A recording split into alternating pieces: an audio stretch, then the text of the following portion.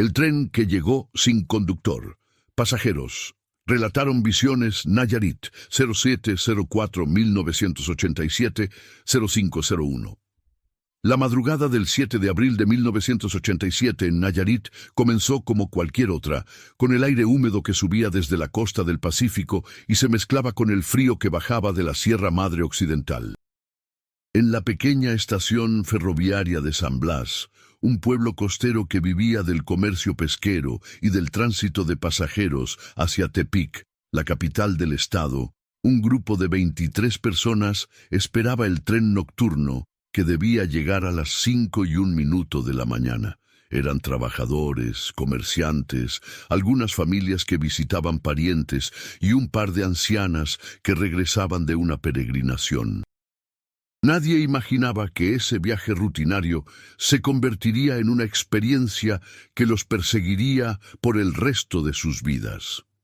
El convoy de Ferrocarriles Nacionales de México, parte del recién inaugurado servicio Estrella que prometía modernidad y comodidad, llegaría puntual a la estación, pero lo que ocurrió dentro de esos vagones durante las siguientes 2 horas desafiaría toda lógica y hundiría a los pasajeros en un terror silencioso del que pocos se atreverían a hablar abiertamente. La estación era un edificio modesto, de ladrillo rojo con techos altos, construido décadas atrás, cuando el ferrocarril representaba la promesa de progreso para las comunidades rurales de México. En las paredes descascaradas colgaban carteles amarillentos de ferronales, anunciando rutas y horarios, junto a imágenes de la Virgen de Guadalupe y el Cristo de los Milagros, santos protectores de los viajeros. Afuera, las palmeras se mecían con la brisa marina, mientras los grillos cantaban su última canción antes del amanecer. Si estás disfrutando esta historia, no olvides suscribirte al canal y déjanos un comentario diciéndonos desde dónde nos estás viendo. Tu apoyo nos ayuda a seguir compartiendo estas historias que no deben olvidarse. Entre los pasajeros destacaba don Heriberto Maldonado, un hombre de 52 años, curtido por el sol del mar, que trabajaba como supervisor en las empacadoras de camarón.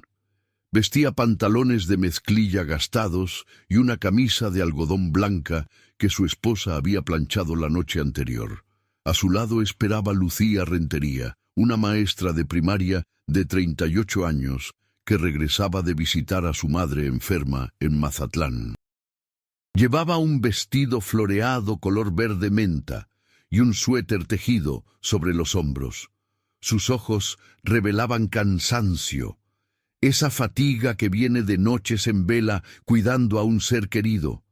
También estaba presente Esteban Ochoa, un joven de 24 años que estudiaba ingeniería en Guadalajara y volvía a casa para las vacaciones de Semana Santa. Su mochila de lona contenía libros de cálculo y una carta sin terminar para su novia.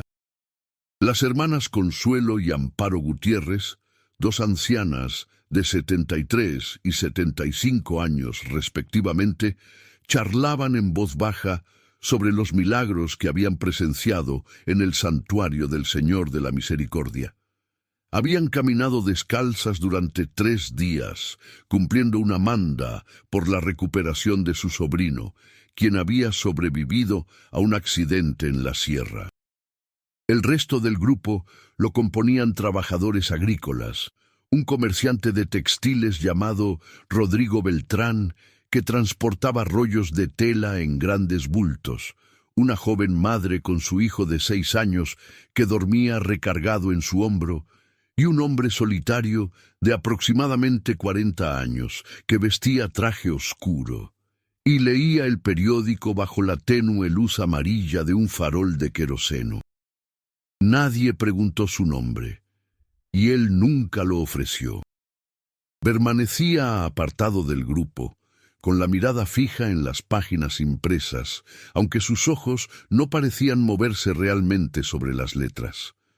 Había algo inquietante en su quietud, como si fuera parte del mobiliario de la estación y no un ser humano vivo. Don Heriberto lo observó un par de veces, sintiendo un ligero escalofrío que atribuyó al frío de la madrugada. Años después, cuando intentara recordar los detalles de aquella noche, ese hombre sería una de las imágenes más nítidas y perturbadoras de su memoria. A las 4:55 de la mañana, el encargado de la estación, don Pancho Ureña, un hombre mayor con bigote canoso y uniforme azul marino desgastado, salió de su oficina llevando un farol de mano y una libreta de pasajeros. Su rostro arrugado mostraba las marcas de 30 años trabajando en los ferrocarriles. Conocía cada horario, cada locomotora, cada irregularidad del sistema. Esa madrugada, sin embargo, algo lo inquietaba. El telegrama que había recibido 2 horas antes desde la estación de Acaponeta era confuso, casi incoherente. El operador nocturno, un hombre llamado Silvestre Mora, había enviado un mensaje que decía: «Tren 447 salió sin confirmar tripulación. Imposible contacto con cabina. Proceda con precaución». Don Pancho había respondido solicitando aclaración, pero no recibió respuesta. La línea telegráfica quedó en silencio. Intentó comunicarse con la estación central en Tepic, pero las líneas estaban saturadas o, extrañamente, nadie contestaba a esa hora. Decidió no alarmar a los pasajeros. Después de todo, el tren llegaba puntual según el horario, y probablemente se trataba de un error de comunicación, algo frecuente en el sistema ferroviario mexicano de los 80. El sonido llegó primero como una vibración en los rieles, un zumbido metálico grave que se sentía en los huesos antes de escucharse con los oídos. Luego vino el silbato, largo y lastimero, cortando la quietud de la madrugada, como el gemido de un animal herido. Los pasajeros se pusieron de pie, recogieron sus maletas, sus bolsas de tela, sus paquetes envueltos en papel marrón. Don Heriberto apagó su cigarrillo contra la suela de su bota. Lucía Rentería ajustó su suéter y revisó que su bolso estuviera cerrado. Esteban Ochoa se echó la mochila al hombro. Las hermanas Gutiérrez se santiguaron y murmuraron una oración. El hombre del traje oscuro dobló su periódico con movimientos precisos, casi mecánicos, y lo colocó bajo su brazo. Nadie notó que el periódico estaba fechado 3 años atrás, en 1984. Nadie notó que sus manos estaban demasiado pálidas, como si la sangre hubiera abandonado su cuerpo hacía mucho tiempo. El tren emergió de la oscuridad como una serpiente de acero y cristal. Era una formación moderna del Servicio Estrella de Ferrocarriles Nacionales de México, con locomotoras diésel pintadas de azul y blanco, y 4 vagones de pasajeros rehabilitados en los talleres centrales. Las ventanas reflejaban las luces de la estación, creando destellos que parecían ojos vigilantes. El convoy se detuvo con un chirrido de frenos que resonó en el aire húmedo. Don Pancho Ureña se acercó con su farol en alto, esperando ver al maquinista asomarse desde la cabina para confirmar la parada y recibir la documentación de los nuevos pasajeros. Pero la ventana de la locomotora permaneció cerrada, oscura. No había movimiento alguno en la cabina. El encargado golpeó la puerta metálica con los nudillos. «Buenas noches. Documentación de pasajeros», gritó. Silencio. Golpeó nuevamente, más fuerte. Nada. Un sudor frío comenzó a bajarle por la espalda a pesar del aire fresco. Probó la manija de la puerta. Estaba cerrada desde dentro. «Suban, suban», les dijo a los pasajeros con voz ligeramente temblorosa, intentando no mostrar su inquietud. «El maquinista debe estar haciendo revisiones en la parte trasera. Es normal en estos trenes nuevos». Pero no era normal. En 30 años de servicio, jamás había visto una locomotora llegar con la cabina cerrada y sin personal visible. Don Heriberto subió primero, ayudando a las hermanas Gutiérrez con sus bolsas. Lucía Rentería lo siguió, y luego los demás pasajeros. El hombre del traje oscuro fue el último en abordar. Cuando puso el pie en el escalón metálico, don Pancho sintió que la temperatura bajaba varios grados de golpe. Su aliento se condensó en el aire como vapor blanco. Miró al extraño pasajero a los ojos por un instante y tuvo que apartar la vista. Había algo profundamente equivocado en esos ojos. Eran del color incorrecto, como si los iris hubieran sido pintados sobre cristal muerto. El encargado retrocedió involuntariamente, tropezando con su propio farol. El tren permaneció detenido por exactamente 3 minutos con 40 segundos, tiempo que don Pancho Ureña anotó meticulosamente en su libreta con mano temblorosa. Luego, sin advertencia alguna, sin silbato de partida, sin ninguna señal del maquinista, el convoy comenzó a moverse. Los frenos se liberaron con un suspiro neumático. Las ruedas chirriaron contra los rieles y la acción cobró vida con un gemido metálico que parecía surgir del vientre mismo de la tierra. Don Pancho Ureña quedó parado en el andén, observando cómo el último vagón se alejaba en la penumbra del amanecer. El farol tembló en su mano. Por primera vez en 3 décadas de servicio, consideró seriamente renunciar. Pero no lo haría. Los ferrocarrileros nunca renunciaban. Se quedaban hasta que los rieles se oxidaban o hasta que la muerte los reclamaba. Regresó a su oficina arrastrando los pies, cerró la puerta con llave y no escribió nada en el registro de ese día. El espacio correspondiente al 7 de abril de 1987 quedaría en blanco, como si ese tren nunca hubiera existido. Dentro del segundo vagón, donde la mayoría de los pasajeros se había acomodado, reinaba un silencio incómodo. Los asientos eran de vinilo azul marino con reposacabezas blancos, diseñados para ofrecer cierta comodidad en viajes largos.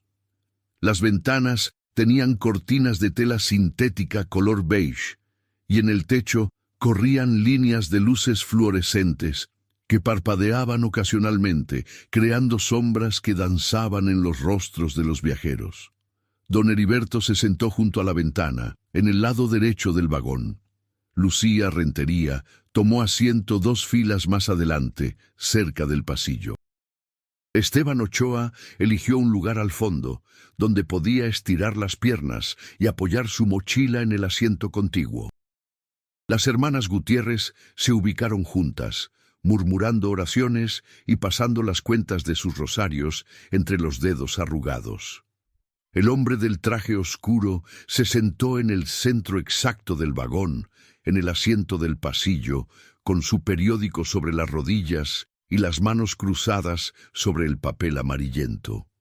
No se movió en absoluto una vez que se acomodó. Su quietud era tan completa que parecía una fotografía insertada en la realidad. El tren aceleró gradualmente, dejando atrás la estación de San Blas y adentrándose en la oscuridad previa al alba. Por las ventanas se veían las siluetas de las palmeras, los techos de zinc de las casas costeras, los mangles que crecían en las márgenes de los esteros. El olor a mar gradualmente dio paso al aroma de tierra húmeda y vegetación tropical. La ruta hacia Tepic atravesaba primero una zona de tierras bajas, luego comenzaba un ascenso suave hacia las estribaciones de la Sierra Madre Occidental. Normalmente, el viaje tomaba aproximadamente 2 horas, con una parada técnica en la pequeña estación del Tamarindo, un poblado de no más de 500 almas dedicado al cultivo de maíz y frijol. Pero esa madrugada, nada sería normal. 15 minutos después de la partida, cuando el tren ya había alcanzado una velocidad de crucero, Rodrigo Beltrán, el comerciante de textiles, se puso de pie y caminó hacia el frente del vagón. Era un hombre robusto de 45 años, con bigote espeso y manos callosas de cargar bultos. Necesitaba usar el baño y también quería estirar las piernas, pero cuando llegó a la puerta que conectaba su vagón con el siguiente, la encontró cerrada. Empujó la manija hacia abajo. No cedió. Golpeó el cristal con los nudillos. «¡Oiga! ¡Abran!», gritó. Nadie respondió. A través del cristal sucio, pudo ver que el siguiente vagón estaba completamente oscuro, sin una sola luz encendida. Le pareció distinguir siluetas sentadas en los asientos, figuras inmóviles envueltas en sombras. Sintió un escalofrío. Regresó a su asiento con el ceño fruncido. «Está cerrada la puerta del otro vagón», le comentó a uno de los trabajadores agrícolas que viajaba cerca de él, un hombre joven llamado Primitivo. «Debe ser que no hay pasajeros allí», respondió Primitivo encogiéndose de hombros. «A veces cierran los vagones vacíos para ahorrar luz». Pero Rodrigo estaba seguro de haber visto figuras allí dentro. En la parte delantera del mismo vagón, Lucía Rentería comenzó a sentir una sensación extraña. Era difícil de describir. No era exactamente miedo, sino más bien una especie de desasosiego, como si algo en el ambiente hubiera cambiado sutilmente. La temperatura dentro del vagón parecía haber bajado, aunque las ventanas estaban cerradas y no había corrientes de aire. Su aliento se volvió visible por un instante, una pequeña nube blanca que se disipó rápidamente. Se ajustó el suéter alrededor de los hombros y miró hacia afuera. El paisaje había cambiado. Ya no veía palmeras ni vegetación tropical, sino árboles de aspecto diferente, más oscuros, con ramas retorcidas que parecían extenderse hacia el tren como dedos esqueléticos. Pero eso era imposible. No habían viajado lo suficiente como para entrar en la zona montañosa. Parpadeó y miró nuevamente. El paisaje seguía siendo extraño, casi irreal, como si estuvieran atravesando un lugar que no pertenecía al mundo que ella conocía. Don Heriberto, mirando por su propia ventana, notó algo igualmente perturbador. El cielo debería estar comenzando a aclararse con los primeros destellos del amanecer, pero permanecía absolutamente negro, sin una sola estrella visible. No había luna, no había ningún punto de referencia visual. Era como si estuvieran viajando a través de un vacío. Se frotó los ojos, pensando que quizás el cansancio le estaba jugando una mala pasada. Había trabajado un turno doble en la empacadora el día anterior, y apenas había dormido 3 horas antes de salir hacia la estación. Pero cuando volvió a mirar, la oscuridad seguía allí, densa y absoluta. Sintió que su estómago se contraía. Algo estaba mal. Algo estaba profundamente, terriblemente mal. Fue entonces cuando la primera visión ocurrió. Amparo Gutiérrez, la mayor de las 2 hermanas, dejó escapar un grito ahogado. Su rosario cayó al suelo con un tintineo de cuentas. Su hermana Consuelo la tomó del brazo. «¿Qué pasa? ¿Qué te ocurre?», preguntó con voz temblorosa. Amparo señaló hacia la ventana con un dedo tembloroso. «Allí», susurró, «allí afuera. Los vi caminando». Consuelo miró hacia donde su hermana señalaba, pero no vio nada más que oscuridad y las siluetas borrosas de árboles pasando a gran velocidad. «No hay nadie, hermana. Estás cansada del viaje». Pero Amparo negó con la cabeza violentamente, con lágrimas comenzando a rodar por sus mejillas arrugadas. «Los vi. Eran personas, pero no estaban completas. Les faltaban pedazos. Caminaban junto al tren, siguiéndonos.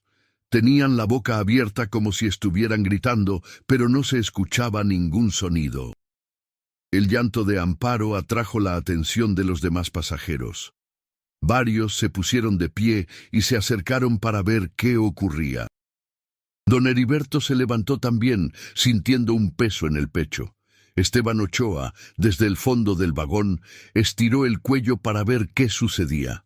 Lucía Rentería se mordió el labio inferior, sintiendo que el desasosiego que había experimentado momentos antes se intensificaba hasta convertirse en un temor palpable. «Es una señora mayor que tuvo un susto», dijo uno de los trabajadores agrícolas, intentando calmar los ánimos. Probablemente vio sombras en la oscuridad. Pero entonces otra persona gritó. Era la joven madre con su hijo de 6 años. Ella también estaba mirando por la ventana, y su rostro se había vuelto de un blanco cadavérico.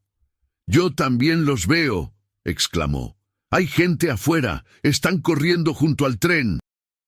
Su hijo comenzó a llorar, un llanto agudo y asustado que perforó el aire del vagón como una alarma.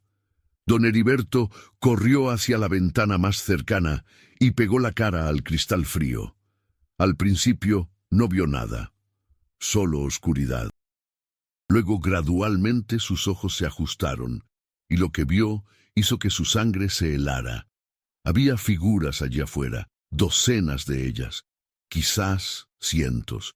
Corrían paralelas al tren, manteniendo el paso a pesar de la velocidad del convoy. Eran siluetas humanas, pero había algo terriblemente equivocado en su forma. Se movían de manera antinatural, con movimientos espasmódicos y quebrados. Algunas parecían incompletas, como si estuvieran hechas de sombra y vacío. Y todas, absolutamente todas, tenían la cabeza vuelta hacia el tren, observando a los pasajeros con algo que podría haber sido hambre, o dolor, o una mezcla desesperada de ambos. Don Heriberto retrocedió de la ventana, chocando contra el asiento detrás de él. «¡Dios santo!», murmuró. «¡Dios santo! ¡Ayúdanos!». El pánico se extendió por el vagón como un incendio. Los pasajeros comenzaron a gritar, a rezar, a llamarse unos a otros. Algunos cerraron las cortinas de las ventanas, negándose a mirar. Otros permanecieron pegados al cristal, hipnotizados por el horror de lo que veían afuera. Lucía Rentería comenzó a temblar incontrolablemente. Esteban Ochoa, con toda su juventud y educación universitaria, sintió que su mente racional se desmoronaba ante lo inexplicable. Las hermanas Gutiérrez rezaban en voz alta, sus voces ancianas elevándose en súplicas desesperadas a la Virgen de Guadalupe y a todos los santos del cielo. Rodrigo Beltrán golpeó la puerta que conectaba con el siguiente vagón con todas sus fuerzas, gritando que necesitaban encontrar al conductor, que necesitaban detener el tren inmediatamente. Pero el tren no se detenía. Si acaso, parecía acelerar. El ritmo de las ruedas contra los rieles se volvió más frenético, un martilleo constante que resonaba en los huesos de los pasajeros. El vagón comenzó a balancearse más violentamente, como si las vías no estuvieran niveladas o como si estuvieran viajando a una velocidad peligrosa. Las luces fluorescentes del techo parpadearon con más frecuencia, creando un efecto estroboscópico que hacía que todo pareciera una pesadilla dislocada, y las figuras afuera seguían allí, corriendo, observando, con sus bocas abiertas en gritos silenciosos. Entonces, tan repentinamente como habían aparecido, las figuras desaparecieron. Simplemente se desvanecieron en la oscuridad, como si nunca hubieran existido. El paisaje afuera cambió de nuevo. Ahora los pasajeros podían ver el débil resplandor del amanecer comenzando a iluminar el horizonte oriental. Los árboles habían vuelto a tener una apariencia normal. El tren mantenía su velocidad constante, pero el balanceo violento había cesado. Las luces del techo dejaron de parpadear. Por un momento, todo pareció volver a la normalidad. Los pasajeros se miraron unos a otros con ojos desorbitados, sin saber si lo que habían experimentado había sido real o algún tipo de alucinación colectiva causada por el cansancio y la oscuridad. Fue real. dijo don Heriberto con voz ronca, rompiendo el silencio. Todos lo vimos, no fue imaginación. Lucía Rentería asintió, todavía temblando. Tenemos que encontrar al conductor, dijo. Tenemos que averiguar qué está pasando. Esteban Ochoa, recuperando algo de su compostura, se ofreció para ir al frente del tren. Yo iré, dijo. Soy joven, puedo moverme rápido. Rodrigo Beltrán se unió a él. Voy contigo. Esa puerta entre vagones debe tener alguna forma de abrirse desde este lado. Los dos hombres se dirigieron hacia el frente del vagón, seguidos por las miradas esperanzadas y asustadas de los demás pasajeros. Cuando llegaron a la puerta, Esteban examinó la manija y el marco cuidadosamente. Era una puerta estándar de los vagones de ferrocarriles nacionales con un mecanismo de pestillo simple. En teoría, debería poder abrirse desde ambos lados en caso de emergencia. Pero el pestillo no se movía. Parecía estar soldado en su lugar. Rodrigo golpeó el cristal nuevamente, con más fuerza esta vez. A través del cristal sucio podían ver el interior del siguiente vagón. Las luces estaban apagadas, pero la creciente luz del amanecer permitía distinguir algunos detalles. Había pasajeros sentados allí, eso era seguro. Esteban contó al menos una docena de figuras, pero ninguna de ellas se movía, ni una sola. Permanecían completamente inmóviles en sus asientos, como maniquíes o como cadáveres. Algo está muy mal aquí, susurró Esteban. Su voz tembló a pesar de sus esfuerzos por mantener la calma. Rodrigo asintió. Su rostro había perdido todo el color. Decidieron intentar otra táctica. Regresaron al centro del vagón y buscaron cualquier tipo de cordón de emergencia o dispositivo que pudiera detener el tren. En los viejos vagones mexicanos solía haber un cordón que corría a lo largo del techo, conectado al sistema de frenos. Pero en estos vagones más modernos del servicio Estrella no había tal cosa. Los controles de emergencia estaban centralizados en la cabina del maquinista, inaccesible desde los vagones de pasajeros. Estaban atrapados, viajando hacia un destino desconocido a bordo de un tren que parecía estar fuera de control, si es que alguna vez había estado bajo control humano. La joven madre con su hijo se acercó a don Heriberto. El niño había dejado de llorar, pero su rostro estaba pálido y sus ojos muy abiertos, con esa expresión de terror que solo los niños pueden tener cuando entienden instintivamente que los adultos a su alrededor no tienen el control de la situación. «Señor», dijo la madre con voz quebrada, «¿qué vamos a hacer? Mi hijo, no puedo dejar que le pase nada a mi hijo». Don Heriberto puso una mano reconfortante en su hombro, aunque él mismo estaba aterrorizado. «Vamos a estar bien», mintió. «Esto es solo un problema técnico. Cuando lleguemos a Tepic, todo se resolverá». Pero en su corazón sabía que algo mucho más oscuro estaba en juego. Pasaron 20 minutos de relativa calma, aunque ningún pasajero se relajó realmente. Todos permanecieron tensos, alertas, esperando que lo inexplicable volviera a manifestarse. Lucía Rentería intentó rezar, pero las palabras se le atoraban en la garganta.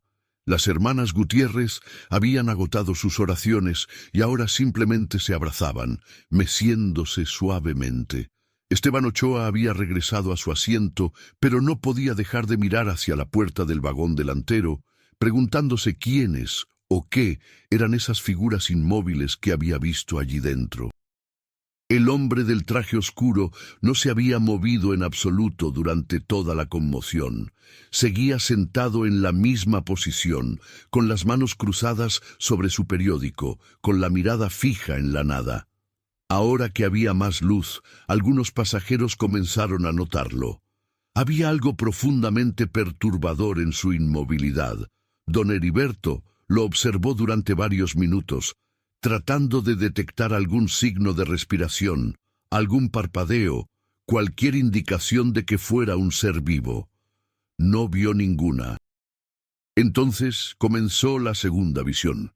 Esta vez no fue algo que vieron por las ventanas, sino algo que ocurrió dentro del mismo vagón. Las luces fluorescentes del techo comenzaron a parpadear nuevamente, pero esta vez más lentamente, creando un ritmo hipnótico. Con cada parpadeo, la realidad parecía cambiar ligeramente. Durante los breves instantes de oscuridad entre los destellos de luz, el vagón se transformaba. Los asientos estaban ocupados por diferentes personas. Figuras espectrales que no habían estado allí momentos antes aparecían y desaparecían.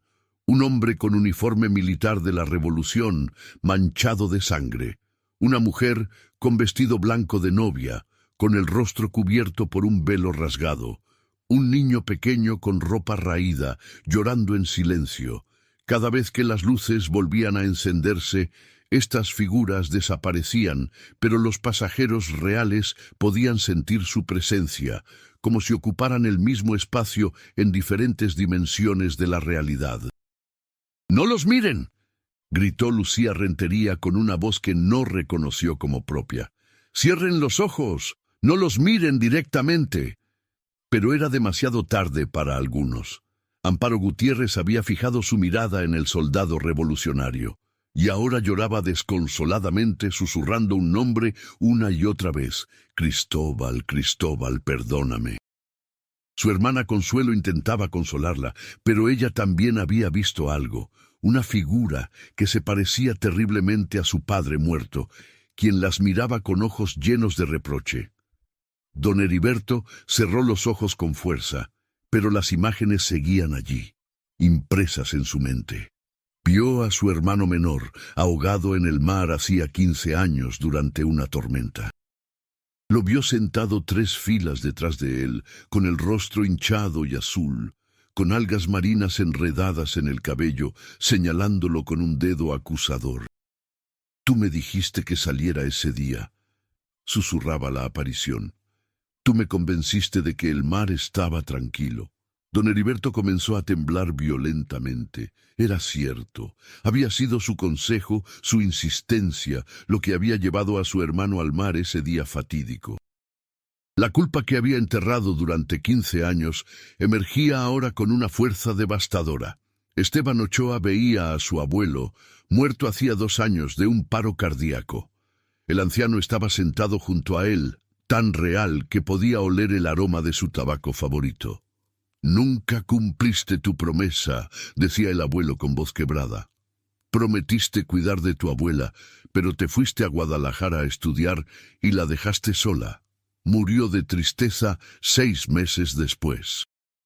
Esteban sabía que eso no era completamente cierto, que su abuela había muerto de causas naturales, pero la semilla de la duda y la culpa fue plantada profundamente en su corazón. Las lágrimas comenzaron a rodar por sus mejillas. Rodrigo Beltrán veía a un hombre que había conocido años atrás, un socio comercial con quien había tenido una disputa que terminó destruyendo el negocio del otro. El hombre se había suicidado 2 años después, y aunque Rodrigo siempre se había dicho a sí mismo que no era su culpa, que eran simplemente negocios, ahora la aparición del hombre lo miraba con ojos vacíos y susurraba: «Me quitaste todo, mi negocio, mi dignidad, mi razón para vivir». Rodrigo se cubrió el rostro con las manos, sollozando. La joven madre veía a su primer hijo, el que había perdido en un aborto espontáneo 3 años atrás. El niño espectral tenía la edad que tendría ahora si hubiera vivido, y la miraba con una mezcla de curiosidad e incomprensión. «¿Por qué no me dejaste nacer, mamá?», preguntaba con voz infantil. «¿Por qué no me quisiste lo suficiente?». La mujer gritó, abrazando a su hijo vivo con desesperación, como si intentara protegerlo de las visiones que la atormentaban. Cada pasajero del vagón estaba experimentando su propia pesadilla personal, enfrentando culpas, remordimientos, secretos oscuros que habían guardado en lo más profundo de sus corazones. Las figuras espectrales no eran simplemente apariciones aleatorias. Eran manifestaciones de sus propios miedos y culpas, extraídas de sus memorias más dolorosas y proyectadas en el espacio físico del vagón mediante alguna fuerza incomprensible. El tren no era simplemente un vehículo de transporte, se había convertido en una especie de confesionario móvil, un purgatorio sobre rieles, donde los pasajeros eran forzados a confrontar las partes más oscuras de sus almas. El único que no parecía afectado era el hombre del traje oscuro. Permanecía inmóvil en su asiento, con su periódico sobre las rodillas, observando el caos a su alrededor, con una expresión que podría haber sido satisfacción o podría haber sido completa indiferencia. Lucía Rentería, a través de sus lágrimas, lo miró directamente y sintió un terror más profundo que todo lo que había experimentado hasta ese momento. Ese hombre no era humano. Nunca lo había sido. Era algo más, algo que había estado esperándolos en la estación, que había abordado el tren con ellos, que los había guiado hacia este viaje infernal. Era, de alguna manera imposible de comprender, el conductor real del tren, aunque nunca había puesto un pie en la cabina. Las luces finalmente dejaron de parpadear y se mantuvieron encendidas con un resplandor constante y casi cegador. Las apariciones se desvanecieron completamente, dejando a los pasajeros temblando, llorando, algunos de ellos en posiciones fetales en el suelo del vagón. El silencio que siguió fue más aterrador que los gritos. Era el silencio de almas quebradas, de mentes al borde del colapso. Don Heriberto se puso de pie lentamente, sintiendo que había envejecido décadas en las últimas horas. Miró a su alrededor y vio el mismo dolor reflejado en cada rostro. Todos habían sido marcados por la experiencia. Todos llevarían las cicatrices por el resto de sus vidas. «Tenemos que salir de este tren», dijo con voz ronca. «Como sea, tenemos que salir». Esteban Ochoa asintió, limpiándose las lágrimas con el dorso de la mano. «Las ventanas», sugirió. «Podríamos romper una ventana y saltar». Pero Rodrigo Beltrán negó con la cabeza. «Mira la velocidad a la que vamos», dijo señalando hacia afuera. «Saltar sería suicidio. Nos mataríamos al impactar contra el suelo o contra los árboles». Era cierto, el tren viajaba a una velocidad peligrosamente alta, mucho más rápido de lo que cualquier tren de pasajeros debería viajar por esas vías. Entonces, milagrosamente, comenzaron a reducir la velocidad. El ritmo frenético de las ruedas contra los rieles se fue calmando gradualmente. Los pasajeros intercambiaron miradas de esperanza, mezclada con desconfianza. ¿Estaban realmente acercándose a una estación? ¿O era otra trampa, otra manifestación del horror que los había perseguido durante todo el viaje? A través de las ventanas comenzaron a ver estructuras familiares, edificios, casas, las afueras de una ciudad. Lucía Rentería reconoció algunos de los lugares. «Es Tepic», susurró. «Estamos llegando a Tepic». El tren se detuvo finalmente en la estación central de Tepic, con un suspiro largo y cansado de frenos neumáticos. Era aproximadamente las 7:15 de la mañana. El sol ya había salido completamente, bañando el andén con luz dorada. La estación estaba relativamente vacía a esa hora temprana, con solo un par de trabajadores ferroviarios y algunas personas esperando trenes hacia otras ciudades. Los pasajeros del segundo vagón se apresuraron hacia la salida, empujándose unos a otros en su desesperación por escapar del tren maldito. Don Heriberto ayudó a las hermanas Gutiérrez a bajar. La joven madre prácticamente saltó al andén con su hijo en brazos. Esteban Ochoa fue uno de los últimos en salir, mirando hacia atrás una vez antes de descender. El hombre del traje oscuro había desaparecido. Su asiento estaba vacío. El periódico que había estado sosteniendo yacía doblado en el asiento, y cuando Esteban lo recogió con manos temblorosas, confirmó lo que había sospechado. Estaba fechado el 7 de abril de 1984, exactamente 3 años antes. El papel estaba amarillento y frágil, como si tuviera décadas de antigüedad en lugar de 3 años. Lo dejó caer y salió del vagón lo más rápido que pudo. En el andén, los pasajeros se reunieron en un grupo tembloroso. Nadie sabía qué decir. Nadie sabía cómo explicar lo que acababan de experimentar. Lucía Rentería fue la primera en acercarse a uno de los trabajadores de la estación, un hombre joven con uniforme azul que estaba revisando una lista de llegadas. «Disculpe», dijo con voz temblorosa, «el tren que acaba de llegar. ¿Quién era el maquinista?» El trabajador la miró con expresión confusa. «¿Qué tren, señora?», preguntó. Lucía señaló hacia la formación que acababa de dejarlos. «Ese tren, el que viene de San Blas». El trabajador miró hacia donde ella señalaba y su expresión se volvió aún más confundida. «Señora, no ha llegado ningún tren de San Blas esta mañana. El primero está programado para las 9». Don Heriberto se acercó también, sintiendo que su estómago se contraía. «¿Qué está diciendo? Todos nosotros acabamos de bajar de ese tren», señaló hacia la formación. Pero cuando miró, sintió que su sangre se helaba. El tren que había visto momentos antes, brillante y moderno, ahora lucía diferente. Los vagones estaban cubiertos de óxido y suciedad. Las ventanas estaban rotas o faltaban por completo. Las ruedas estaban corroídas. No era un tren en servicio, era un convoy abandonado, uno que claramente no había transportado pasajeros en años. El trabajador de la estación siguió la mirada de don Heriberto y palideció ligeramente. «Ese tren», dijo con voz baja, «ha estado fuera de servicio desde 1984. Hubo un accidente. Murieron todos los que iban a bordo. 23 personas». El silencio que siguió fue absoluto. Los pasajeros se miraron unos a otros con horror creciente.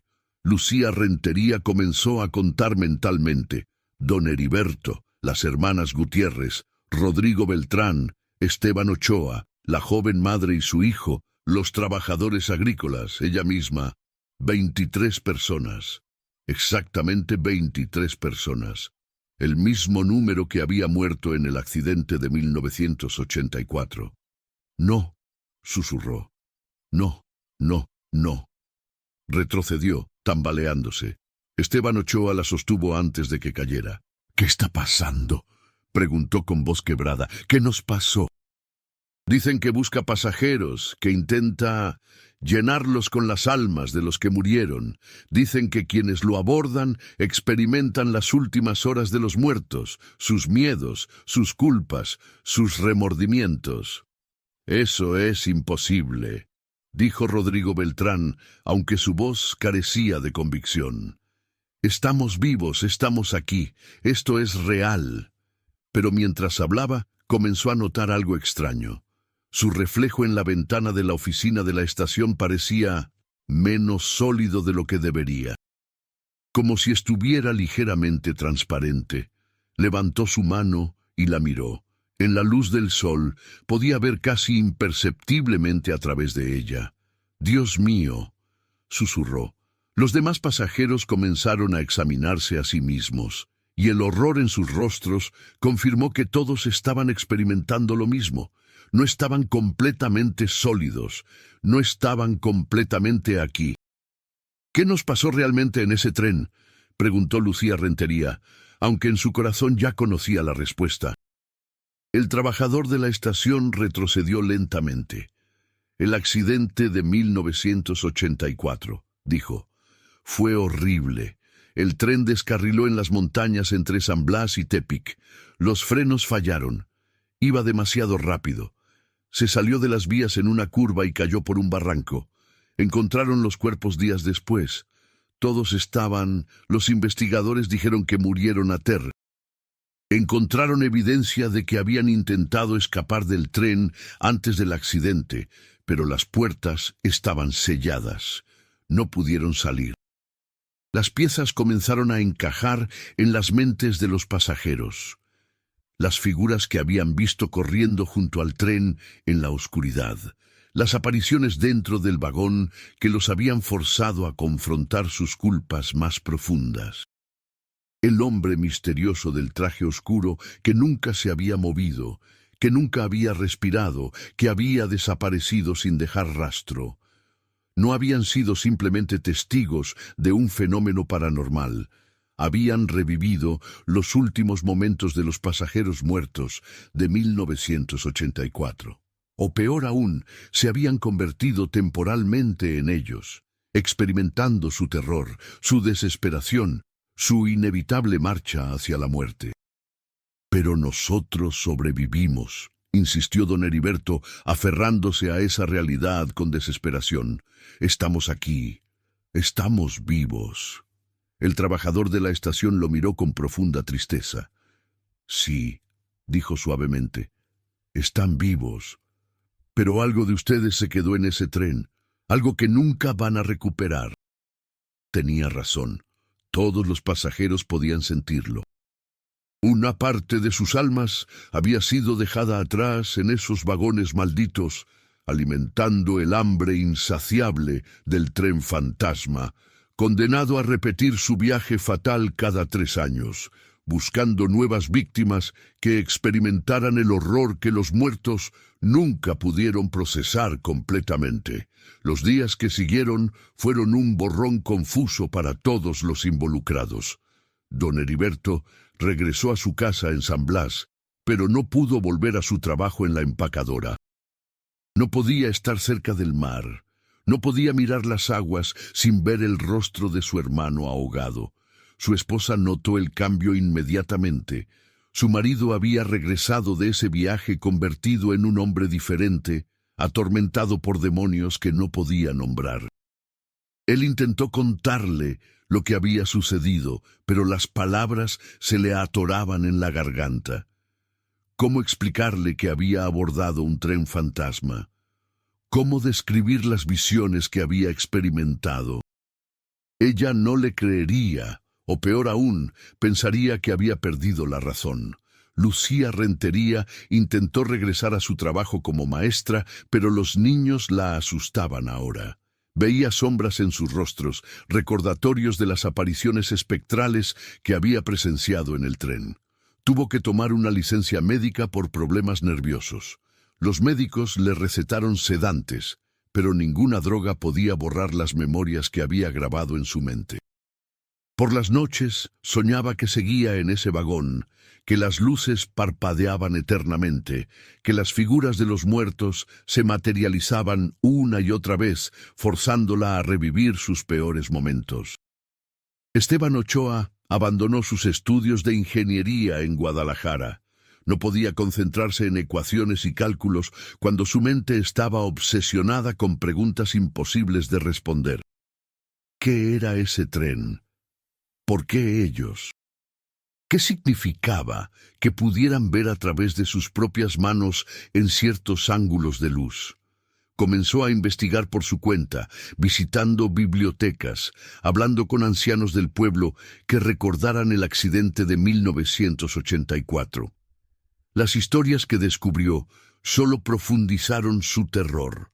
El accidente no había sido el primero. Había registros de incidentes similares que se remontaban décadas atrás, siempre en la misma ruta, siempre en fechas específicas. Era como si las vías mismas estuvieran malditas, como si algo antiguo y hambriento habitara en los túneles y barrancos que el ferrocarril atravesaba. Las hermanas Gutiérrez se encerraron en su casa, negándose a salir. Pasaban los días rezando, intentando expiar algún pecado que sentían había atraído esta maldición sobre ellas. Amparo nunca se recuperó completamente. El nombre que había gritado en el tren, Cristóbal, Pertenecía a un hombre que había amado en su juventud, un revolucionario que había muerto en batalla. Ella había rechazado su propuesta de matrimonio días antes de que partiera a la guerra, diciéndole que un soldado no era buen material para esposo. Él había muerto creyendo que ella no lo amaba. Esa culpa, enterrada durante más de 60 años, había sido arrancada a la superficie en ese vagón maldito, y ahora la consumía día y noche. Rodrigo Beltrán intentó continuar con su negocio de textiles, pero los clientes comenzaron a notar algo extraño en él. Parecía distraído, asustado, como si estuviera constantemente mirando por encima de su hombro. Comenzó a tomar decisiones comerciales erráticas, rechazando ofertas buenas, aceptando tratos malos. En menos de 6 meses, su negocio estaba al borde de la bancarrota. Su familia, preocupada, intentó intervenir, pero él los apartaba, incapaz de explicar la parálisis que había tomado control de su vida desde aquella madrugada del 7 de abril. La joven madre se mudó a la Ciudad de México, lo más lejos que pudo de Nayarit. Pero ni la distancia podía borrar las memorias. Su hijo, que había presenciado parte del horror en el tren, comenzó a tener pesadillas terribles. Despertaba gritando, hablando de la gente transparente que lo visitaba por las noches. Los psicólogos infantiles que la madre consultó no podían encontrar una explicación. El niño no había experimentado ningún trauma evidente, ningún abuso, ningún accidente. ¿Cómo podían saber que había estado en un tren fantasma, que había visto cosas que ningún niño de 6 años debería ver? Los trabajadores agrícolas que habían estado en el tren simplemente desaparecieron. Algunos regresaron a sus pueblos en las montañas y nunca hablaron de lo sucedido. Otros vagaron por México, incapaces de establecerse en ningún lugar, siempre moviéndose, como si intentaran escapar de algo que los perseguía. Primitivo, el joven que había hablado brevemente con Rodrigo Beltrán, fue encontrado 3 meses después en un pueblo de Sinaloa, murmurando incoherencias sobre trenes y fantasmas.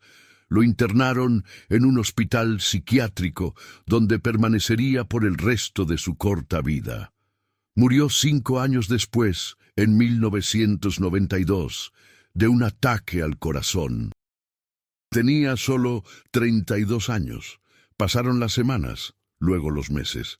Los pasajeros del tren fantasma intentaron seguir adelante con sus vidas, pero todos llevaban las cicatrices, algunos literalmente en forma de canas prematuras, líneas profundas en sus rostros que no habían estado allí antes del viaje.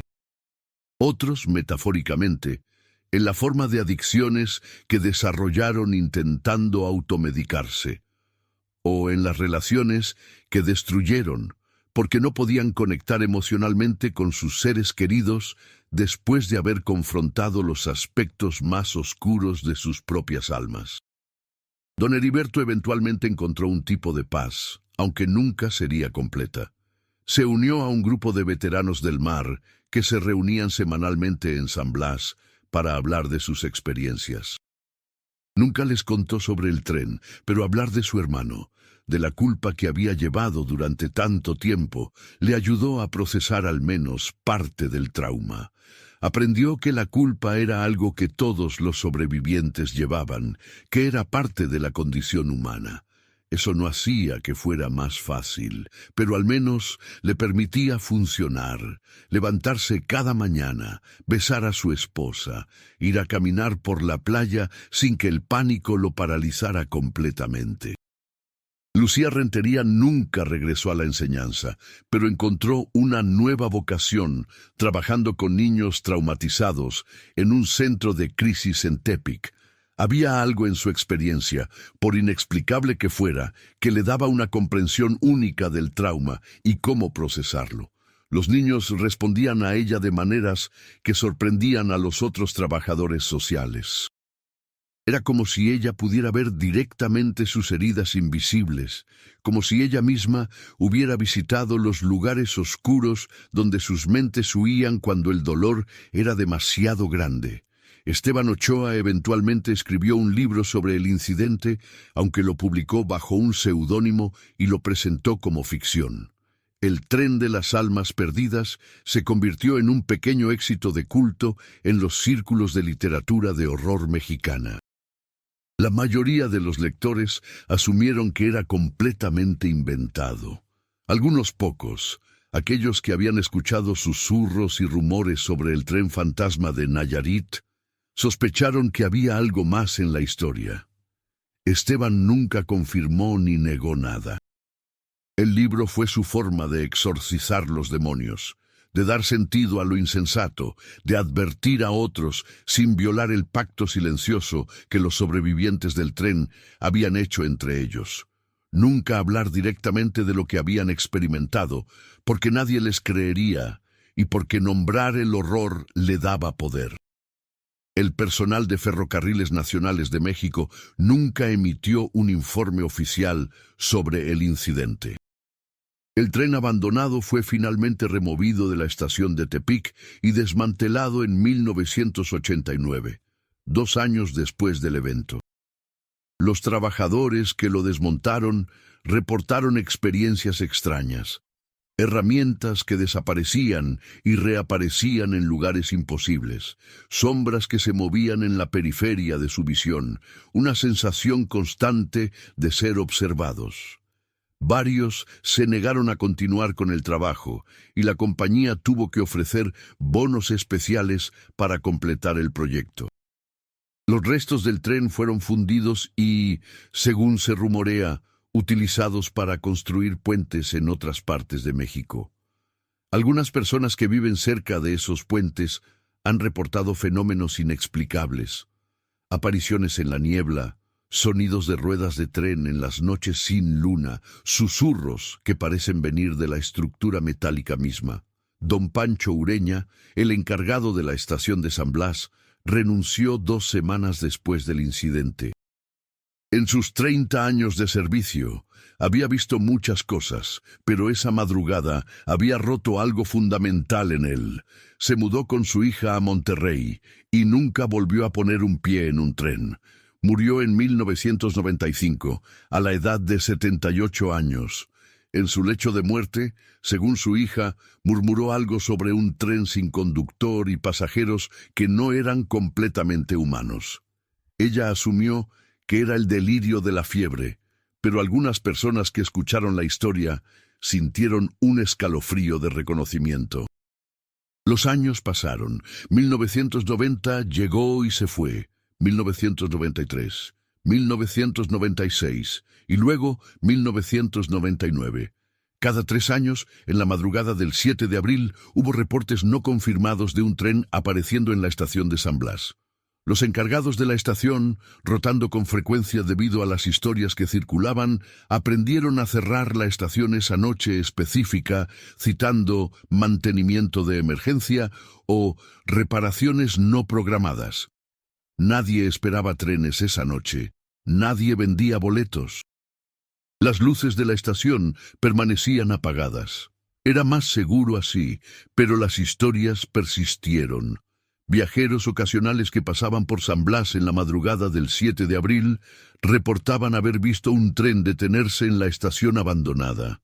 Algunos juraban haber escuchado voces saliendo de los vagones oscuros, gritos de terror, oraciones susurradas, el llanto de un niño. Los residentes locales aprendieron a evitar el área esa noche. Era un conocimiento no oficial, transmitido de familia a familia. No te acerques a la estación ferroviaria en la madrugada del 7 de abril. No importa qué escuches, no importa qué veas, no te acerques. Y sobre todo, si por alguna razón te encuentras allí, si ves un tren detenerse con las puertas abiertas, no abordes. No importa cuánto necesites llegar a tu destino, no importa qué promesas te haga la voz silenciosa que parece llamarte desde los vagones. Ese tren no va a donde piensas que va. Va a un lugar mucho, mucho peor. Don Heriberto Maldonado murió en 2003 a la edad de 68 años de un paro cardíaco.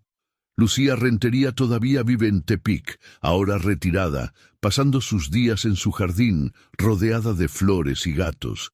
Esteban Ochoa se convirtió en escritor a tiempo completo, aunque nunca volvió a escribir sobre trenes o experiencias paranormales. Las hermanas Gutiérrez murieron con 6 meses de diferencia en 1998. Amparo primero, luego Consuelo, como si una no pudiera existir sin la otra, después de todo lo que habían compartido. Rodrigo Beltrán eventualmente reconstruyó su negocio, aunque nunca recuperó completamente su antiguo vigor. Murió en 2007 en un accidente automovilístico en la carretera a Guadalajara. La joven madre y su hijo desaparecieron del registro público. Algunos dicen que cambiaron sus nombres y comenzaron nuevas vidas, libres de las sombras del pasado. De los 23 pasajeros que abordaron el tren fantasma esa madrugada de 1987, la mayoría ahora han fallecido. Los pocos que quedan son ancianos, llevando sus secretos a tumbas que se acercan. Nunca hablaron públicamente de lo que experimentaron. Nunca dieron entrevistas. Nunca permitieron que investigadores paranormales o periodistas curiosos los interrogaran. El pacto de silencio se mantuvo, no por miedo a ser ridiculizados, sino por algo más profundo. La comprensión de que algunas experiencias son demasiado terribles, demasiado personales, demasiado sagradas en su horror para ser reducidas a espectáculo o entretenimiento. Pero las historias persisten, como todas las buenas historias de terror. Se cuentan en voz baja en las cantinas de San Blas, en las reuniones familiares en Tepic, en los foros de Internet dedicados a lo paranormal. Cada narración añade nuevos detalles, algunos verdaderos, otros inventados, hasta que se vuelve imposible separar el hecho de la ficción. Pero en el corazón de todas estas historias hay una verdad fundamental. En la madrugada del 7 de abril de 1987, 23 personas abordaron un tren en San Blas, Nayarit. El tren llegó sin conductor visible. Durante el viaje, los pasajeros experimentaron visiones aterradoras que los forzaron a confrontar sus culpas y miedos más profundos. Y cuando finalmente llegaron a Tepic, descubrieron que el tren que habían abordado había estado fuera de servicio durante años, que era el mismo convoy que había tenido un accidente fatal en 1984, matando a 23 personas. ¿Qué significa todo esto?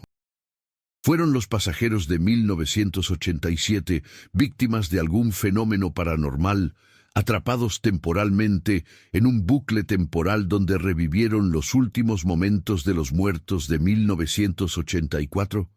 ¿O fueron ellos mismos fantasmas todo el tiempo, condenados a repetir ese viaje una y otra vez, sin darse cuenta de su propia condición? ¿O fue algo completamente diferente, una experiencia compartida tan intensa que creó su propia realidad, un evento que existió fuera de las leyes normales del tiempo y el espacio? No hay respuestas fáciles. Las autoridades nunca investigaron oficialmente, la Iglesia nunca se pronunció, los académicos descartaron las historias como folclore urbano. Pero para aquellos que estuvieron allí, para aquellos que sintieron el frío sobrenatural de ese vagón, que vieron las figuras corriendo junto al tren en la oscuridad, que confrontaron las partes más oscuras de sus almas bajo las luces parpadeantes, no había duda. Algo terrible había sucedido. Algo que desafiaba toda explicación racional, que cuestionaba la naturaleza misma de la realidad, de la vida y la muerte, de la culpa y la redención. El tren de Nayarit se ha convertido en leyenda, una de las muchas historias de terror que pueblan el rico folclore de México. pero para algunos no es solo una historia. Es un recordatorio de que hay cosas en este mundo que no podemos comprender, fuerzas que operan más allá de nuestra percepción cotidiana, lugares donde el velo entre los vivos y los muertos se adelgaza hasta volverse casi transparente. Es un recordatorio de que nuestras culpas, nuestros miedos, nuestros remordimientos más profundos no pueden ser enterrados para siempre. Eventualmente, de una forma u otra, debemos confrontarlos. Y a veces, esa confrontación viene en las formas más inesperadas y aterradoras. Si alguna vez te encuentras en San Blas, Nayarit, en la madrugada del 7 de abril, y escuchas el silbato de un tren en la distancia, recuerda esta historia. Recuerda a don Heriberto, a Lucía, a Esteban, a las hermanas Gutiérrez, a Rodrigo y a todos los demás que abordaron ese tren maldito. Recuerda que no todos los viajes te llevan a donde esperas ir, y que algunos destinos son lugares del alma más que lugares de la geografía. Y sobre todo, recuerda esto: si las puertas de ese tren se abren frente a ti, si una voz silenciosa parece llamarte desde la oscuridad de los vagones, si sientes una inexplicable compulsión de subir a bordo, no lo hagas, da media vuelta, aléjate, porque ese tren no va a Tepic ni a ninguna ciudad que aparezca en ningún mapa. Va a un lugar mucho más oscuro, un lugar donde los vivos y los muertos se encuentran, donde el pasado y el presente se funden en un eterno momento de terror, donde las almas perdidas buscan compañía en su interminable viaje hacia ninguna parte. El tren sin conductor sigue esperando paciente, hambriento, en esa estación abandonada cada 3 años, esperando nuevos pasajeros, esperando nuevas almas que alimentar, esperando continuar su viaje infinito a través de la oscuridad, transportando no cuerpos, sino culpas, no personas, sino remordimientos, no pasajeros, sino las partes más oscuras del corazón humano. Y seguirá esperando, año tras año, década tras década, mientras existan personas con secretos que esconder, con culpas que cargar, con miedos que confrontar. Porque eso es lo que hace el tren. Eso es lo que ha hecho siempre.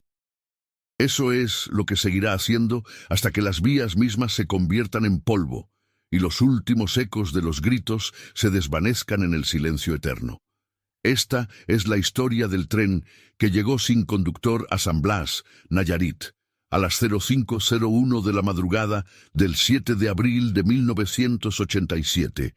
Esta es la historia de 23 pasajeros que experimentaron el infierno sobre rieles. Esta es la historia que nadie quiso creer, que nadie quiso investigar, que nadie quiso recordar. Pero como todas las historias verdaderas de terror, se niega a morir, se cuenta y se vuelve a contar, adaptándose, evolucionando, pero siempre manteniendo su esencia de verdad oscura en su corazón. Y tal vez, solo tal vez, esa sea la forma en que estas historias deben sobrevivir, no como hechos verificados en expedientes oficiales, sino como advertencias susurradas de generación en generación, recordándonos que hay más cosas en el cielo y la tierra de las que nuestra filosofía puede soñar, y que algunas de esas cosas son mejor dejarlas sin explorar, sin nombrar, sin abordar, no importa cuán tentadora sea la invitación. 20 años después, en la primavera de 2007, un joven periodista de investigación llamado Mateo Cervantes llegó a San Blas con un propósito específico. Había escuchado rumores sobre el tren fantasma durante años, fragmentos de historias susurradas en foros de Internet dedicados a fenómenos paranormales mexicanos. Su abuelo, quien había trabajado para Ferrocarriles Nacionales durante 4 décadas, le había mencionado el incidente una vez durante una cena familiar, solo para negarse rotundamente a hablar más del tema. Esa negativa solo había avivado la curiosidad de Mateo. Ahora, con 32 años y una carrera periodística que se tambaleaba entre el éxito modesto y la irrelevancia, vio en esta historia la oportunidad de escribir algo significativo, algo que pudiera trascender el ciclo interminable de noticias sobre narcotráfico y corrupción política que dominaba los medios mexicanos. Uno de los contactos más valiosos fue un anciano llamado Ernesto Villalobos, quien había trabajado como mecánico en los talleres ferroviarios de Tepic durante los años 80.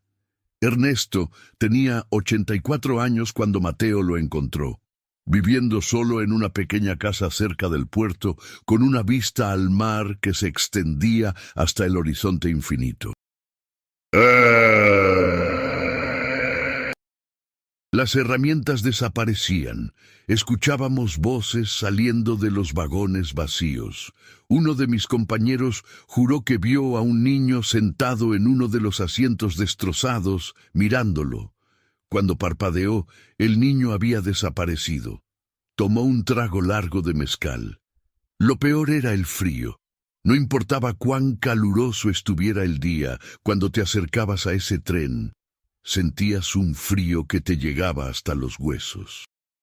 Como si algo estuviera drenando el calor de tu cuerpo, aspirándolo hacia esos vagones oxidados. Y una dirección aproximada de donde podría encontrar información sobre don Heriberto Maldonado, quien había fallecido años atrás, pero cuya viuda aún vivía en San Blas. Armado con esta información, Mateo comenzó la parte más difícil de su investigación: convencer a los sobrevivientes de que hablaran. Tenía 68 años, el cabello completamente blanco recogido en un moño apretado, y ojos que habían visto demasiado. Al principio se mostró hostil a la idea de hablar sobre el tren. ¿Para qué quiere revivir eso?, preguntó con voz cansada. Para convertirlo en entretenimiento, para que la gente lea sobre nuestro sufrimiento mientras toma su café matutino. Mateo fue honesto con ella. Le dijo que quería documentar la verdad, que sentía que había algo importante en esta historia, algo que iba más allá del morbo o el sensacionalismo, algo sobre la naturaleza de la culpa, del remordimiento, de cómo los humanos procesamos el trauma y el terror. Algunos de nosotros construimos vidas nuevas después de eso, explicó. Tenemos familias que nunca supieron lo que pasó. No quiero que mis nietos lean sobre su abuela experimentando visiones de terror en un tren fantasma. No quiero que me vean como una loca o como víctima de algún fenómeno paranormal. Mateo aceptó sus términos. Durante los siguientes 3 días, Lucía le contó todo. Las figuras corriendo junto al tren, las luces parpadeantes. Las apariciones en el vagón que los forzaron a confrontar sus culpas más profundas. El descubrimiento aterrador de que el tren había estado fuera de servicio durante años. La sensación de estar parcialmente transparentes cuando llegaron a Tepic. Todo. Que una parte de nuestras almas se había quedado en ese tren, alimentando su hambre. Durante años sentí como si estuviera viviendo a medias, como si una versión de mí misma todavía estuviera atrapada en ese vagón, experimentando el mismo horror una y otra vez en un bucle eterno. Se limpió las lágrimas con el dorso de la mano, pero con el tiempo aprendí a vivir con eso. Aprendí que todos llevamos fantasmas dentro de nosotros, que todos tenemos partes de nuestras almas atrapadas en momentos del pasado que no podemos cambiar. El tren solo hizo visible lo que siempre estuvo allí. A sus 54 años, Esteban se había convertido en un escritor moderadamente exitoso, autor de 7 novelas y 2 colecciones de cuentos. Su apartamento estaba lleno de libros, desde el suelo hasta el techo, creando laberintos de literatura que hacían difícil caminar. Cuando Mateo mencionó el tren de Nayarit, Esteban se puso visiblemente tenso. «Escribí sobre eso», dijo secamente. Está en mi primera novela. Si quieres saber lo que pasó, léala. Pero Mateo insistió. Quería la versión real, no la ficticia. Quería entender cómo esa experiencia había moldeado la vida de Esteban. Investigué la historia de las vías ferroviarias, buscando conexiones con eventos traumáticos del pasado. Leí sobre física cuántica y teorías del tiempo, preguntándome si de alguna manera habíamos sido atrapados en un bucle temporal. Hizo una pausa, encendiendo un cigarrillo. Nunca encontré una respuesta satisfactoria. La verdad es que algunas experiencias simplemente desafían la explicación. No son sobrenaturales en el sentido tradicional, son intersecciones. Lugares donde diferentes realidades se tocan, donde el pasado y el presente se fusionan, donde las emociones, sin procesar de los muertos, encuentran canales para manifestarse. Miró a Mateo directamente a los ojos. Ese tren era uno de esos lugares, y creo que todavía lo es. Vivía en la misma casa donde había pasado toda su vida matrimonial, una construcción de adobe con techo de tejas rojas a 2 cuadras del mar. Las paredes estaban cubiertas con fotografías familiares, bodas, quinceañeras, bautizos, momentos capturados de una vida larga y compleja. En el centro de la sala, en un lugar de honor, había una fotografía de don Heriberto tomada pocas semanas antes de su muerte. Su rostro mostraba los años, pero también una cierta paz que había faltado en las fotografías anteriores. Y lo más importante, comenzó a hablar sobre su hermano muerto, algo que había evitado durante 15 años. Sonrió tristemente. Creo que algo le pasó allí que lo obligó a confrontar sus demonios. Y aunque nunca recuperó completamente su antigua alegría, encontró una forma de paz, una forma de vivir con sus culpas en lugar de huir de ellas. La última línea de la carta decía: si algún día me encuentro nuevamente en ese tren, no tendré miedo, porque ya he hecho las paces con mis muertos, y los muertos no pueden lastimar a quienes han aprendido a perdonarse a sí mismos. Algunos lectores lo consideraron una obra maestra del periodismo narrativo, una exploración profunda del trauma y la culpa envuelta en una historia de terror. Otros lo descartaron como sensacionalismo paranormal disfrazado de periodismo serio. Algunos escépticos cuestionaron la veracidad de los testimonios, sugiriendo que los sobrevivientes habían experimentado algún tipo de alucinación colectiva causada por condiciones ambientales en el tren, quizás una fuga de monóxido de carbono o algún otro contaminante. Una confirmación de que su experiencia había sido real, de que no habían estado locos, de que lo que vivieron en ese tren maldito había sido auténtico, por inexplicable que fuera. Lucía Rentería le envió a Mateo una carta agradeciendo por haber contado su historia con respeto y dignidad. Esteban Ochoa nunca respondió, pero Mateo escuchó a través de contactos mutuos que el escritor había llorado al leer el artículo, la primera vez que había llorado por el incidente en 20 años. Era simplemente un grupo de personas que habían compartido algo indescriptible, encontrando consuelo en la compañía de quienes verdaderamente entendían. Era riesgoso, todos lo sabían, regresar al lugar donde había comenzado su pesadilla, pero sentían que le debían algo a las hermanas, a don Heriberto, a todos los que habían partido llevándose sus secretos a la tumba. Los rieles todavía estaban allí, oxidados y cubiertos de polvo, extendiéndose hacia el horizonte en ambas direcciones como cicatrices en la tierra. Los 7 sobrevivientes que pudieron asistir se reunieron en el andén a media tarde, cuando el sol comenzaba su descenso hacia el Océano Pacífico. No había un líder, no había un plan formal. Simplemente se pararon allí, en el lugar exacto donde habían abordado el tren 23 años atrás, y guardaron silencio.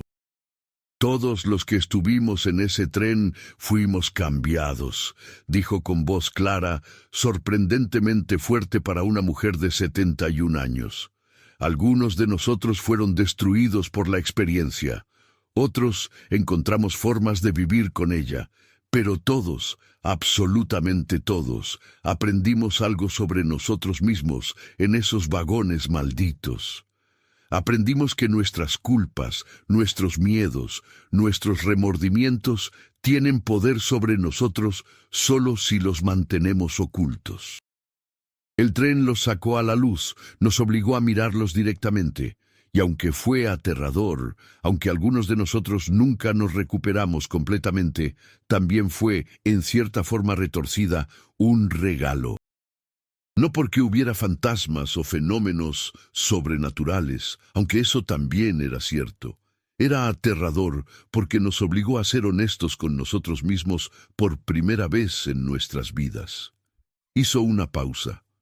Don Heriberto me dijo algo años después de aquella noche. Dijo que el tren no era realmente un tren. Era un confesionario móvil, un purgatorio sobre rieles donde las almas eran pesadas y juzgadas. No por Dios ni por los fantasmas de los muertos, sino por nosotros mismos. Y el juicio más duro que cualquiera de nosotros enfrentará jamás es el que nos imponemos a nosotros mismos. Ofrendas pequeñas para los muertos del accidente de 1984, para los que murieron aterrorizados en ese barranco, y para las partes de sí mismos que habían dejado atrás en aquellos vagones malditos. Era su forma de cerrar el círculo, de hacer las paces con el pasado, de aceptar que algunas experiencias nos marcan para siempre y que todo lo que podemos hacer es aprender a llevar las cicatrices con dignidad. En su funeral, Esteban Ochoa dio el elogio. Habló de su valentía, de su compasión, de cómo había tomado una de las experiencias más aterradoras imaginables y la había transformado en combustible para ayudar a otros. No mencionó el tren directamente, pero aquellos que sabían entendieron cada palabra codificada, cada referencia velada. Ella entró a la oscuridad, dijo, y cuando salió, trajo luz consigo. No para sí misma, porque esa luz se había apagado en ella el 7 de abril de 1987, sino para otros que vagaban perdidos en sus propias oscuridades. Ganó varios premios literarios, pero Esteban nunca asistió a las ceremonias. Se había retirado del ojo público, viviendo en una pequeña casa en Oaxaca, escribiendo para sí mismo más que para audiencias. Tenía 68 años y había vivido toda su vida en un pequeño pueblo de la Sierra de Nayarit, nunca casándose, nunca hablando de aquella noche, llevando su secreto en silencio hasta que la muerte finalmente lo liberó.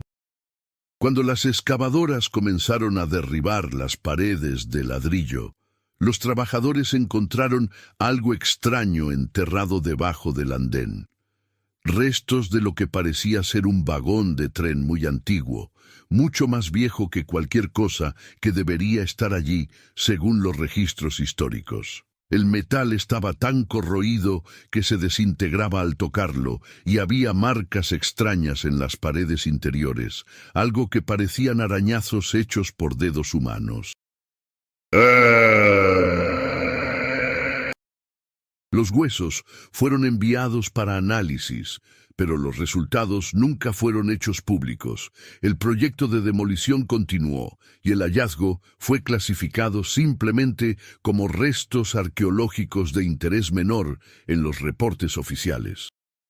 Había seguido investigando el fenómeno del tren fantasma durante años, aunque nunca publicó otro artículo sobre el tema.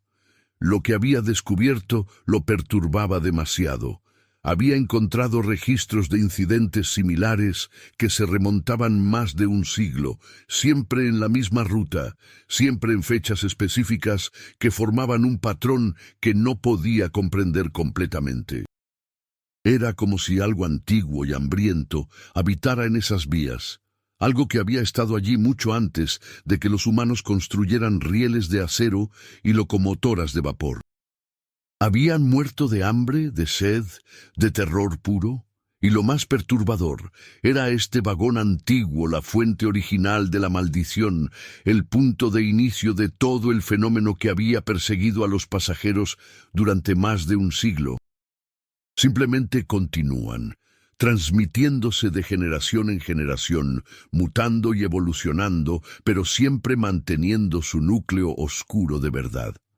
En abril de 2024, Esteban Ochoa, el último sobreviviente conocido del incidente de 1987, dio una entrevista final antes de retirarse completamente de la vida pública.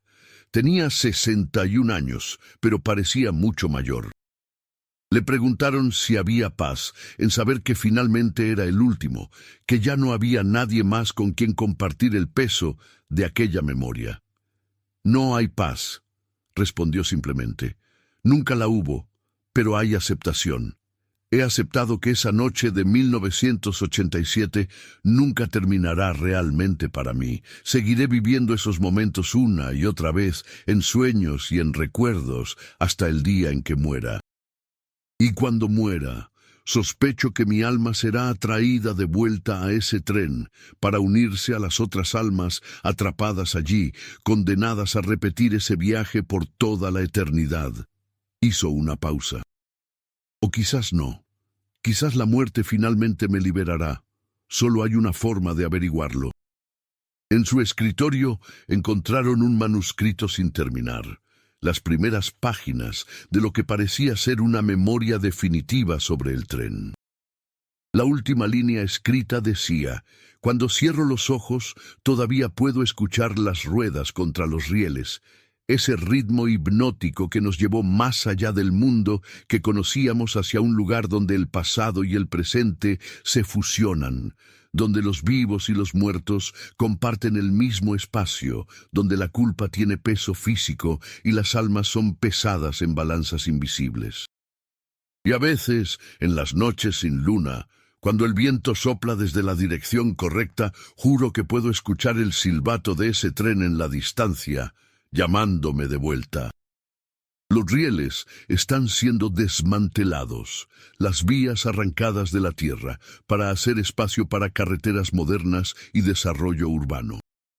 Pronto no quedará ningún rastro físico del tren que llevó a 23 personas a un viaje hacia sus propias almas oscuras en aquella madrugada de 1987. Se cuentan en Internet ahora, en foros y redes sociales, mezcladas con docenas de otras leyendas urbanas hasta que se vuelve imposible distinguir la verdad de la ficción.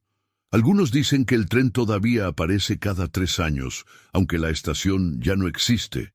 Otros afirman que la demolición de la estación finalmente rompió la maldición, que las almas atrapadas fueron liberadas cuando las paredes de ladrillo cayeron.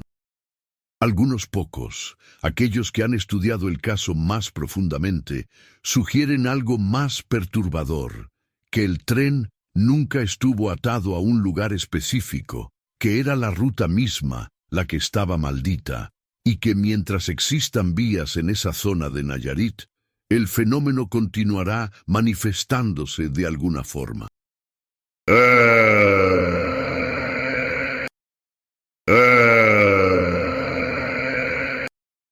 Pero una cosa es cierta, la historia del tren fantasma de Nayarit no ha terminado.